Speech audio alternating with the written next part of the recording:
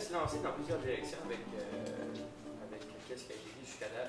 Je vais assez résumer ça parce qu'il y a des bonnes choses qui ont été dites, puis je ne vais pas chercher à les répéter.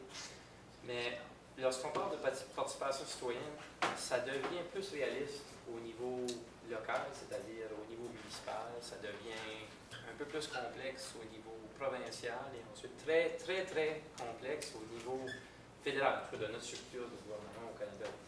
Toutefois, j'ose croire, et je n'ai pas eu la chance de lire suffisamment sur le sujet, mais j'ose croire, si on s'intéresse d'abord au local, on vient indirectement et ensuite formellement s'intéresser à de plus hauts niveaux et à de plus hauts échelons, parce que tout à coup, on comprend la complexité et on s'intéresse davantage, parce que, comme Frédéric le dit, je suis convaincu que, puisque dans la grande majorité, si pas la totalité de nos municipalités francophones, on n'a pas nécessairement de parti politique, donc les gens qui s'intéressent pour la plupart des cas, ils sont là ils ont de très bonnes intentions, ils sont là, ils ont leur communauté à cœur, et ils s'intéressent énormément au développement de celle-ci.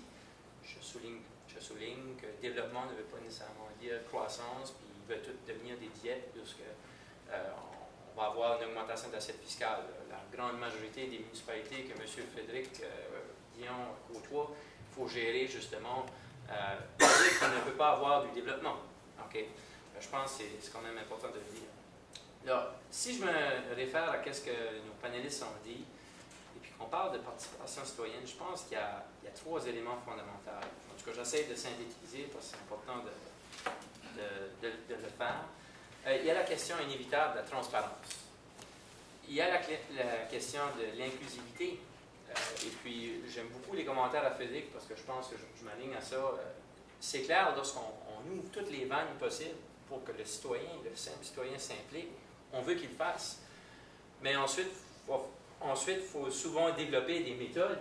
Et comme tu l'as très bien dit, j'ai adoré ton ça en passant, lorsqu'on commence à développer des méthodes, bien souvent, on oublie la finalité même de ce qu'on essaie de faire et il ne faut pas tomber dans ce frolala-là. Le dernier principe fondamental que je dirais, c'est l'ouverture et la formalité de la participation, qui vient un peu compléter cette question d'inclusivité-là. Donc, j'expliquerai un peu, et j'essaierai aussi d'utiliser des exemples pratiques dans mon parcours, puisque je trouve qu'elles définissent très bien mes propos et ma réflexion. D'abord, la transparence, ben, je suis un peu un des principes de la coopération qui est de l'information, la formation et l'éducation. Dans ce cas-ci, on ne va pas parler de formation, on va parler d'information et éducation. Puis Jean-Marie a touché une corde très sensible. On ne peut pas vouloir la participation citoyenne, en étant réaliste, sans parler d'éducation populaire. Et la première chose qui est importante face à cette situation-là, c'est on ne devrait pas faire du tout qu'est-ce qui se passe. Là, je vais lancer des fléchettes, je vais en profiter. On ne devrait pas faire du tout qu'est-ce qui se passe présentement au provincial avec toute la question du régime de pension, puis dire on va aller faire des consultations pour la décision qu'on a déjà prise ou qu'on va prendre. Okay? Le processus il devrait être complètement à l'inverse. On devrait appeler nos citoyens à s'engager dans justement une réflexion collective de notre situation. Puis là, ce que je dis situation, c'est-à-dire qu'on soit à Moncton, qu'on soit à Petit-Rocher ou qu'on soit à Saint-Paul-de-Kent, quelle est notre situation? On est où? C'est quoi qu'on fait face? Lequel sont nos défis? Par exemple, est-ce qu'on fait face à une décroissance de la population? Est-ce que cela va engendrer des défis par rapport à notre école? Est-ce qu'on veut garder notre école? Est-ce qu'on veut ceci? Est-ce qu'on veut ça? L'important d'apporter une réflexion à l'état de la situation est fondamental. Sinon, on ne pourra pas avoir une véritable participation citoyenne parce que ça soit de l'artificiel, comme vous l'avez très bien dit. Donc, l'éducation est là. Puis, un simple exemple, moi j'ai cette femme ici, après avoir augmenté le taux de taxe à Saint-Paul de 5 cents pour le 100 $ d'évaluation pour construire notre centre multifonctionnel, il y a cette femme ici qui appelle à un moment donné, puis elle est toute frustrée, puis elle dit on n'a pas besoin de ça, puis il n'y en aura plus de jeunes à Saint-Paul, puis ceci, puis ça, puis on n'a pas besoin de ça, et je paye beaucoup de taxes, je travaille dur pour ça. Puis une fois qu'on lui a expliqué, justement, puis elle était évidemment contre le projet, elle voulait que ça cesse tout de suite, elle ne voulait pas parler de construction, elle voulait qu'on arrête le processus tout de suite, même si ça a été voté quand même avec une majorité claire, aux 2 tiers, à la réunion publique, que j'expliquerai plus tard, notre processus dans les écoles. Une fois qu'on lui a expliqué, il dit ben, madame, le 5 cents sur le 100 $ de valuation, si votre maison vaut ça, ça fait tout simplement ceci. Parce que voyez-vous, vous payez aussi pour un service d'incendie, vous payez pour la récupération des déchets, vous payez pour l'aménagement du territoire, vous payez pour tout ça. Puis elle avait dans la tête un peu, comme on l'a dit tantôt, à la néolibéraliste, si vous voulez, que ce centre-là allait ruiner. Puis en enlevant ce centre-là, on allait lui donner à peu près la moitié de sa facture d'impôt foncier à la fin de l'année. Elle a très vite réalisé que c'était une miette, c'est pas un 1 ou 2 de la totalité de sa facture qu'elle payait qui va aller pour ce centre-là. Tout à coup, c'est comme, ah, tu veux dire pour moi, et puis c'était une femme plus nantie, je ne le cacherai pas, de notre région, tu veux dire pour moi, ça coûte juste 50$ de plus sur ma facture. Ah, ben laisse faire, comme ça, je ne vais pas aller voir pour arrêter le processus. Mais tout ça fait partie de l'éducation. On se doit d'informer les citoyens, que ça soit populaire. Lorsqu'on parle d'inclusivité, nous autres à Saint-Paul, comme Frédéric le disait, comme Jean-Marie aussi disait, nous sommes un district de services locaux. Puis sans aller dans la grande description de c'est quoi la différence entre une municipalité, une communauté rurale, puis un district de services locaux, dans le fond, la prise de décision, on ne l'a pas directement. Donc, on est un peu forcé, puis c'est ça qu'on a fait à Saint-Paul, on est un peu forcé de faire voir par la participation citoyenne pour faire avancer nos choses, parce que justement, l'ordre de gouvernement, et puis au Nouveau-Brunswick, même les municipalités, techniquement, ne sont pas totalement reconnues comme un ordre de gouvernement. Alors, imaginez les DSL, pas encore. Tu as plus d'espoir que moi, en tout cas. Les DSL sont aucunement sur la liste d'ordre de gouvernement. Dans le fond, le réel maire de Saint-Paul, comme tous les 266 DSL de la province, c'est le ministre Bruce Fitch. Alors, c'est lui qui a réellement le pouvoir de décision. Notre pouvoir, nous, à Saint-Paul, comme conseil consultatif du DSL, devient, à la fois, si on emprunte cette voie de participation citoyenne-là, un pouvoir de lobbying, et ensuite, avec appui de nos méthodes de DSL, c'est-à-dire à travers des plébiscites, à travers des réunions publiques d'information et des réunions publiques de référendum, on peut prendre des décisions. Donc, vous voyez, on n'a comme pas le choix de prendre la voie citoyenne pour arriver à prendre des décisions. Et bien sûr, le ministre Fitch, c'est lui qui met les temps finales. Donc, si lui a peur que ça pourrait créer un peu de remous, bien là, il faut peut-être faire un petit peu plus de lobbying politique, même si ça a été adopté aux 2 tiers de la population qui s'est présentée au référendum pour voter pour de tels projets, pour s'assurer que le projet ne soit pas retardé. C'est donc, je suis d'accord avec tout ce qui sera dit, qu'on a besoin d'aller vers une réelle prise de pouvoir de nos localités francophones, acadiennes. Ça fait que, lorsqu'on parle d'inclusivité, ben, c'est à nouveau informer les citoyens des enjeux, mais ça doit être le fun. Ça doit être le fun. C'est pas qu'est-ce qu'on fait tout de suite. J'écoutais Guy Martin parler, il dit on a du fun à faire ça. Ben oui, ben c'est justement à formaliser les choses, à développer de grandes méthodes. Des fois, on rend ça moins le fun. Vous savez, parler des enjeux d'une communauté, tout n'est pas négatif, puis tout n'est pas des roses. Vous savez, on a des défis, on a du potentiel. Puis à un moment donné, lorsqu'on bardage de tout ça ensemble, puis on parle de ça collectivement, puis qu'on veut le bien-être de notre communauté, on va finir par trouver l'exercice de réflexion vraiment le fun. L'autre principe, c'est décomplexer, je ne sais pas si c'est un mot, mais décomplexer les défis, puis les rendre populaires. Pas rendre les défis populaires, mais les rendre dans le langage populaire, puis les rendre que la participation s'implique de façon populaire pour justement en arriver à ce qui est cette réflexion-là communautaire. C'est-à-dire, si on a un défi de décroissance de la population à Saint-Paul-de-Kent, quelles sont les probables causes et retombées que cela pourrait engendrer sur nos institutions, comme l'école, comme la coopérative alimentaire, comme la caisse populaire, comme nos industries que nous avons, sur le centre éducatif, etc. Qu'est-ce que ça veut dire pour chaque citoyen? Comment ça nous implique de façon individuelle et collective?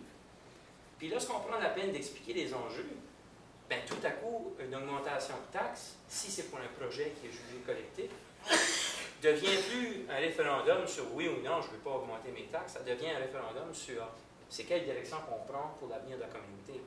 Et moi, je suis de l'avis à Frédéric qu'il ne faut pas aller,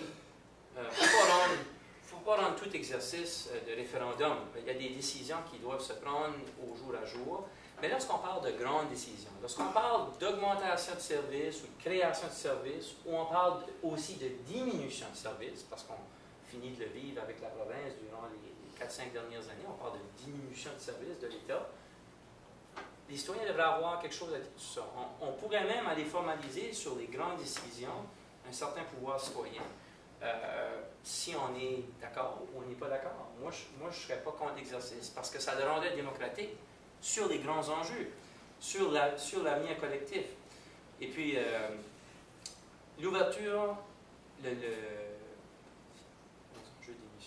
donc, le dernier principe, c'est l'ouverture de la formalité de la participation. Vous savez, sur ce point-là, je dois vous avouer que ce n'est pas un terrain que je mets trop enfargé dessus, parce que tout simplement, à Saint-Paul, c'est très facile. On est une petite communauté juste en dessous de 1000 de population. Heureusement, le dernier recensement a commencé à augmenter. L'accessibilité et la proximité, elle est là. Donc, c'est facile. On connaît nos voisins, on connaît les institutions, on connaît les personnes qui sont en charge, les leaders, etc. C'est très, très, très facile. On n'a pas besoin de rendre le processus très formel pour le rendre pratique. Maintenant, une petite conclusion. En temps de crise, on s'investit. Il y en a de la participation citoyenne lorsqu'il y a des crises. Regardez l'assurance chômage, regardez le régime des pensions, qu'est-ce qui se passe présentement, qui va encore plus se produire dans les prochaines semaines. Regardez les autochtones, regardez toutes les causes, ce qu'on va appeler des crises sociales, puis le mouvement Occupy, tout ça. On s'investit lorsqu'il y a des crises. C'est pas vrai qu'on ne s'investit pas. Il y a de la participation citoyenne dans ces choses-là. Il y a une mobilisation, il y a quelque chose qui se passe. Moi, le défi que je lance aux gens, puis c'est ça qu'on a fait à Saint-Paul, puis c'est ça, je pense que c'est ça l'ingrédient magique que Jean-Marie veut ou je recherche, c'est pourquoi qu'on ne profite pas des temps de fête, des temps de célébration, pour occuper une petite place de réflexion.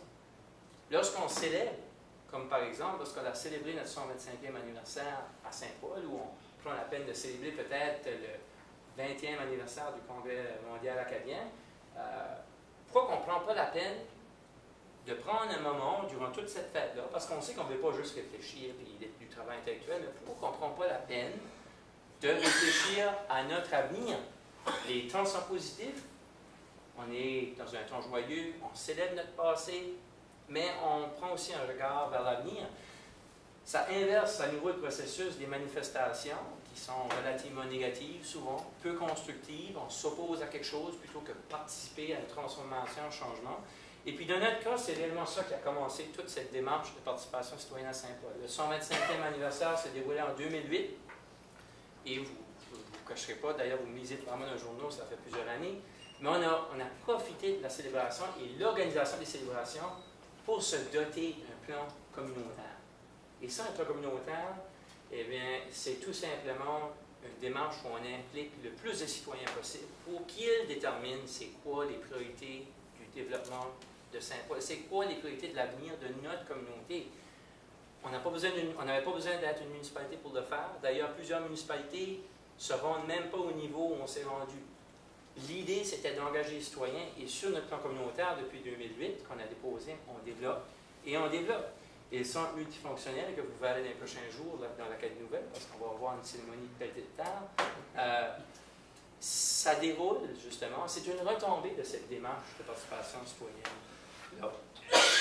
C'est un peu mes conclusions, puis j'essaie de complémenter un peu ce qui a été discuté ici.